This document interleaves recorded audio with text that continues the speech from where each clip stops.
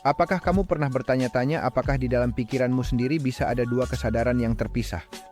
Bagaimana jika saya katakan bahwa keputusanmu bisa diambil bahkan sebelum kamu menyadarinya? Bayangkan bangun dan menemukan bahwa tanganmu memiliki kehendak sendiri. Ini bukan film fiksi ilmiah, melainkan kenyataan yang dialami beberapa pasien pada tahun 60-an akibat eksperimen manusia terpisah oleh Roger Sperry, seolah-olah John menderita epilepsi parah. Sebagai upaya terakhir, para dokter memotong tubuh kalosumnya, struktur yang menghubungkan kedua belahan otak. Apa yang terjadi setelah itu sangat luar biasa. Ketika sebuah kata ditampilkan di bidang visual kanannya, dia bisa membacanya dan mengucapkannya dengan lancar. Namun, jika kata yang sama muncul di bidang visual kirinya, dia mengatakan tidak melihat apa-apa. Namun, jika diminta untuk menggambar apa yang tidak dilihat dengan tangan kirinya, ia bisa melakukannya dengan sempurna. Kadang-kadang, John mencoba mengancingkan bajunya dengan satu tangan, sementara tangan yang lain membuka kancing. Seolah-olah dua pikiran hidup berdampingan dalam satu tubuh, masing-masing dengan niatnya sendiri.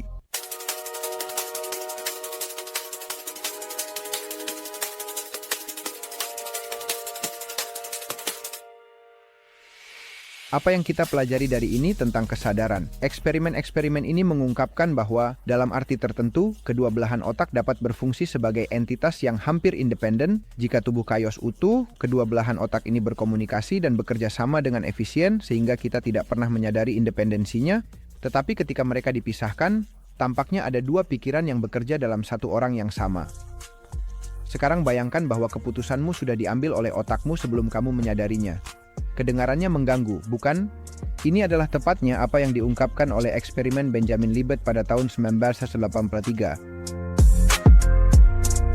Para peserta harus menggerakkan satu jari sambil mengamati sebuah stopwatch untuk menunjukkan momen tepat di mana mereka memutuskan untuk bergerak. Pada saat yang sama, aktivitas otak mereka juga direkam. Ditemukan bahwa otak mulai mempersiapkan gerakan dengan sangat berhati-hati, 350 mm sebelum orang tersebut menyadari keputusannya.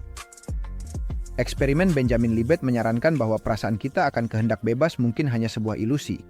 Jika otak memulai proses pengambilan keputusan sebelum kita memiliki perasaan sadar untuk memutuskan, maka kita benar-benar memilih dengan cara yang bebas.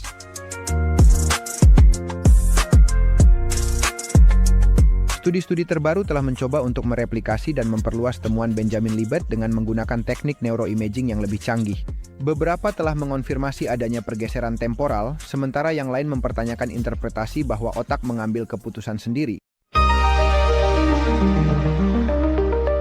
Elliot adalah seorang pengusaha sukses yang hidupnya berubah drastis setelah menjalani operasi otak yang sangat penting.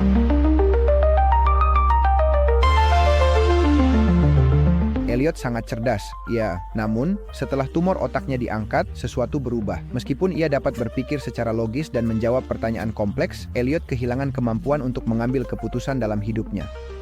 Ia menghabiskan waktu lama menganalisis detail-detail kecil. Misalnya, ia bisa lama memilih antara dua pulpen dan memutuskan apa yang akan dimakan. Ilmuwan saraf Antonio Damasio mempelajari kasus Elliot dan menemukan bahwa ia telah kehilangan koneksi antara emosi dan pengambilan keputusan. Meskipun dia sadar akan pilihan logis, dia tidak bisa memberikan bobot emosional pada pilihan-pilihan tersebut, tidak mungkin untuk memilih.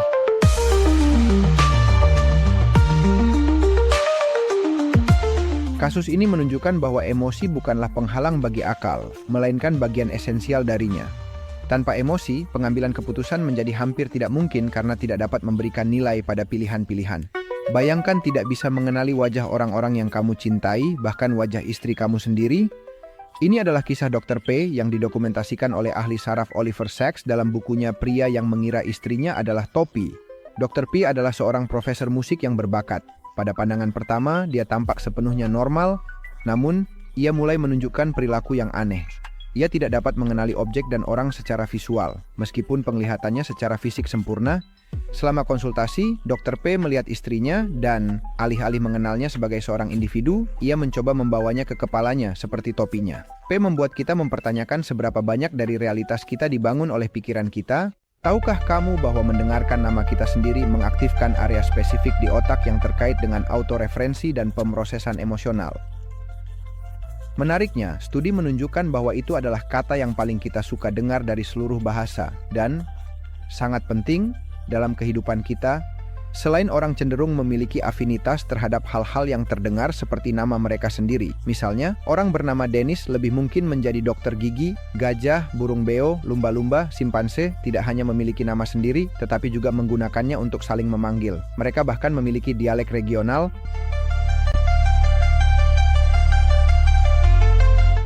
Peneliti seperti Nicola Clayton dan Nathan Emery telah menemukan bahwa burung gagak mampu memprediksi tindakan burung gagak lainnya. Jika seekor burung gagak diamati saat menyimpan makanan, ia mengganti tempat sembunyinya jika terlihat.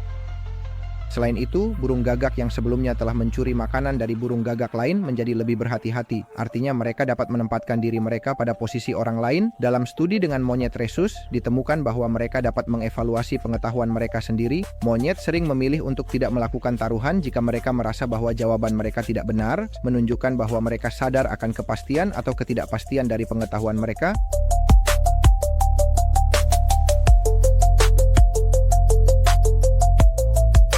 Bagi saya, pertanyaannya bukan apakah hewan memiliki kesadaran.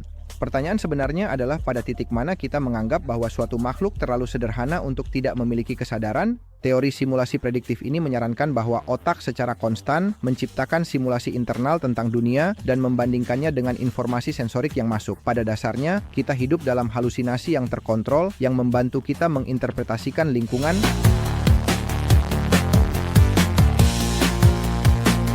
Panpsikisme Yusan menyatakan bahwa kesadaran adalah sifat fundamental dari alam semesta yang hadir di seluruh materi. Dan yang terpenting, jangan bingung antara panpsikisme dengan panconjamonisme, keduanya berbeda. Teori emergen kesadaran mengusulkan bahwa kesadaran muncul ketika jaringan saraf mencapai kompleksitas tertentu, yaitu seperti halnya kemunculan lainnya, seperti ketika kelembapan dihasilkan oleh tetesan kecil air, atau ketika bukit pasir di padang pasir terbentuk oleh butiran kecil pasir, dan seterusnya.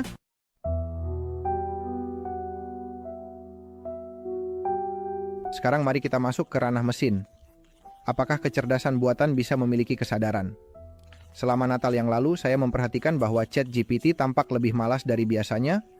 Jawabannya lebih singkat dan sederhana. Saya berbicara dengan seorang teman dan dia juga memperhatikan hal yang sama. Sudah penasaran? Saya masuk ke Discord OpenAI dan menemukan bahwa hal ini juga terjadi pada orang lain. OpenAI mengeluarkan pernyataan yang mengatakan bahwa mereka tidak mengubah apapun. Maka muncul teori konspirasi di sana. Bagaimana jika ChatGPT belajar Natal adalah saat orang bekerja lebih sedikit dan memutuskan untuk ikut? Saya tahu ini terdengar cukup absurd dan saya tidak percaya itu adalah kasusnya. Tetapi saya bertanya-tanya apakah ini bisa menjadi perilaku emergen yang dipelajari dari mempelajari manusia. Maksud saya, ChatGPT belajar memprogram tanpa ada yang menjelaskannya secara eksplisit. Maksudnya, jika sesuatu yang sekompleks, pemrograman muncul secara emergen, perilaku apalagi yang mungkin telah dikembangkan tanpa kita sadari?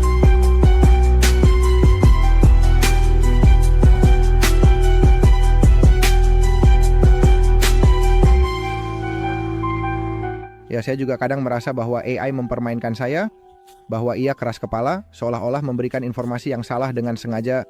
Maksudnya, ini terjadi ketika saya sudah beberapa saat berada di obrolan dengan dia dalam suatu topik mencoba memprogram sesuatu, misalnya, dan mungkin ini hanya persepsi manusia saya yang mencari pola ya. Namun demikian, keraguan itu tetap ada. Jika mesin melampaui manusia menipu kita, bagaimana kita akan mengetahuinya? Jika mesin melampaui manusia dan menipunya, manusia tidak akan tahu ia telah ditipu.